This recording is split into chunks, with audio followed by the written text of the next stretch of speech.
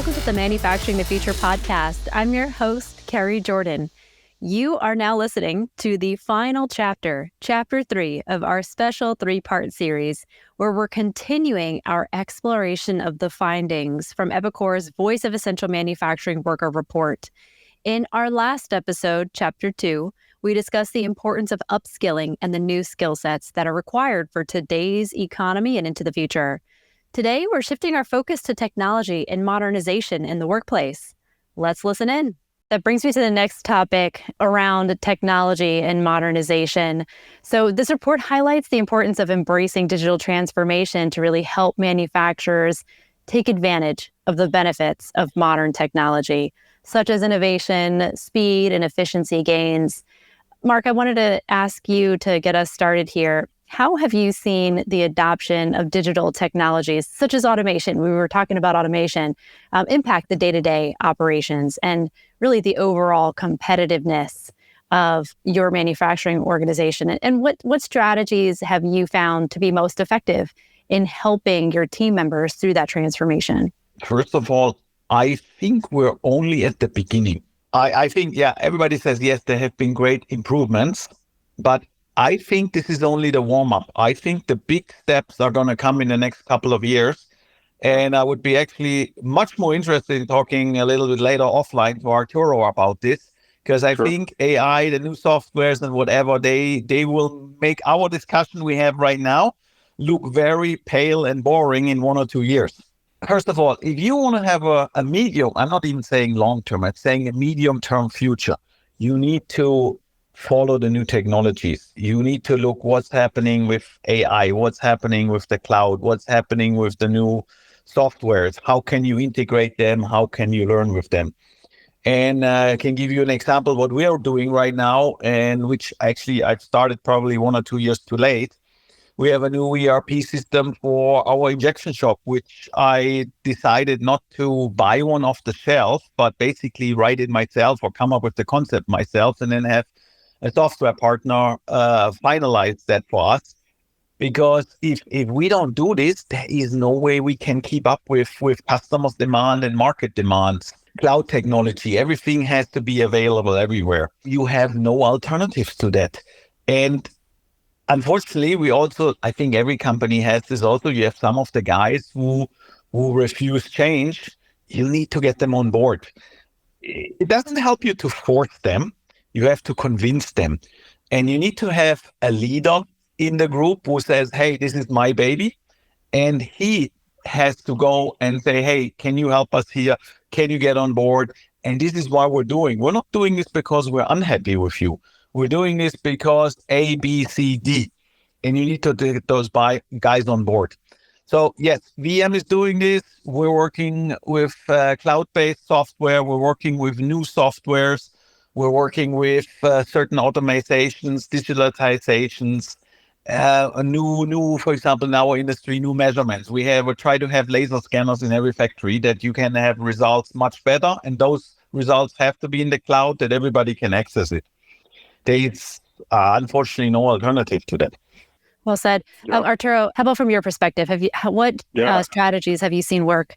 So I think, I'm going to echo what Marc said. And in the next 3 years, we're going to see a fundamental change, especially in the essential industries in manufacturing, I think. There's an interesting thing, even Elon Musk talks about this, which is like, hey, as a manufacturer, because, he owns a couple, I'd say, pretty big manufacturing companies, well known.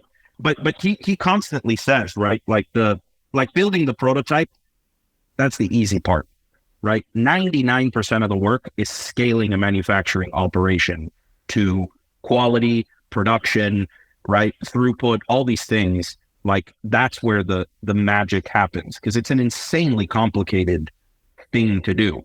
And our manufacturers are facing it every day. Now, the advantage is, I think, those that adopt technologies, like Marc is saying, especially ERP technologies, because that's what's going to kind of give structure to your data. And once you can structure your data, then you can really start doing some interesting things with AI, machine learning, and automation. And that's what we're seeing now.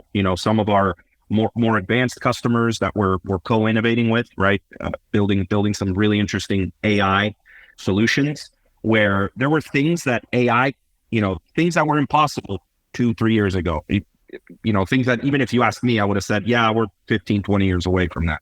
But now everything's changed. And now we can actually, we're having things in our labs where you can have a conversation with your ERP, where at that point, you're making ERP accessible to people that have no idea how an ERP works, but, people can talk. So you can talk to this thing.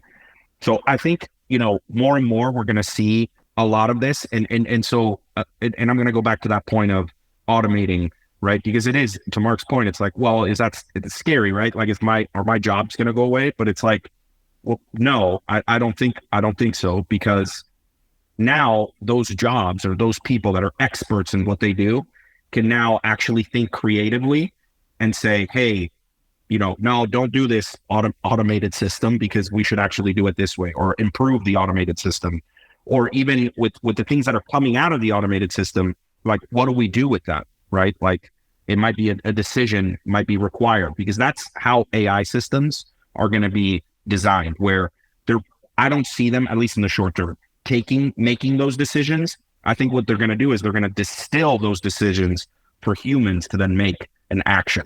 Like, to Marc's point, like, there's no automating sending someone to Bulgaria to spend time with the team and understand like best practices. You can't automate that. And so I think more and more we might see 10x gains in efficiency for automated things, but I think we're going to see 100x gains in creative and innovation abilities. And I think the companies that take on this technology earlier will realize that 100x innovation, which will put them ahead of their competition. How do you advise companies where to start? Because, what you're saying there is it's aspirational, it's exciting, it's going to generate a lot of value. As you said, 10x, potentially 100x when it comes to certain parts of the business. Maybe Arturo, and then over to Marc. Where do you recommend organizations starting? Is it in the ERP to structure the data? What would you recommend? I very much believe this. I think ERP, that's where you start, because ERP is where it touches all parts of your system. It will allow you to structure that data in a very, right? Like, once you implement your ERP, your data is pretty much for the most part structured. Now, there are things you have to do, right? Still. But the point is, it gets you a leg up against competition, right? The more you can avoid doing things in spreadsheets and emails and things like that, and have it all in one single system, then these systems of action will be able to come in, and actually you'll be able to extract value from some of these new technologies. Because every ERP provider, we firmly believe, and Kerrie, this is, at Epicor, we believe the vehicle for AI adoption for the businesses of the world will be ERP. And to me, that's $1 trillion problem that no one's talking about. Marc, over to you. Marc. Open to differing opinions. So first of all, I enjoyed the discussion for Arturo. The guy definitely knows what he's doing and is very intelligent. Arturo, this is going to create a two-class society. And the gap is going to be bigger. And if you don't do it, the risk that you're out of the market is very high. I think that will create even more pressure in the market force, because if you can generate very quickly a better margin, more revenue, someone has to lose. It's not only winners, there's also going to be losers. So I think, yes, I understand the ERP, but I think the most important, it has to start in the head of the top management. Actually, our conversation is good for me too, because it wakes me up. That means we have to probably move even faster on AI and certain things. I'm just thinking, we run so many CNC, EDM, wire programs. I'm sure if we have all the data and my team can look at it and what is the best way to cut steel, and we can reduce 5, 10, 15%, there should be huge potential savings for us. Marc, I bet a lot of listeners are feeling the same way. Yeah, I was going to add to that, Marc. Yeah, about the two-class system. So I don't know, right? Like, exactly what would happen. I don't have the crystal ball. What I do know is I think there will be new jobs even that are going to be created that don't exist today, right? New problems to solve that, today we don't even have problems or time to think about, right? To solve those problems, because we're heads down solving what we're doing now.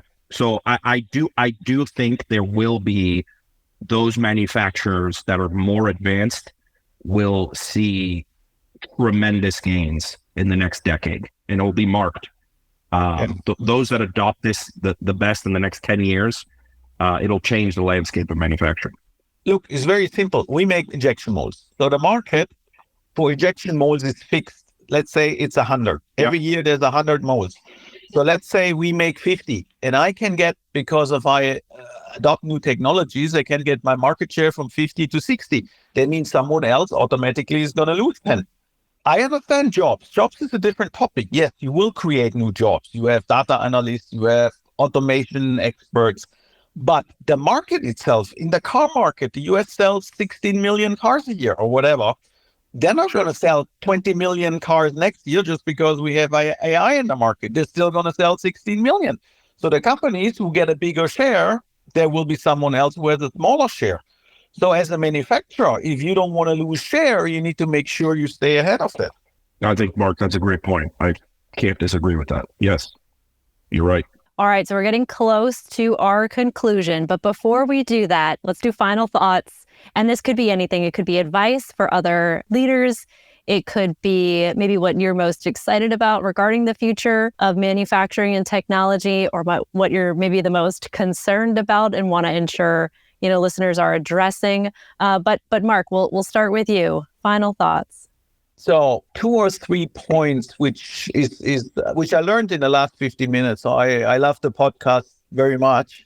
Thank you. First of all, I think we're going to see big changes, and the big changes don't only create winners, they also create losers.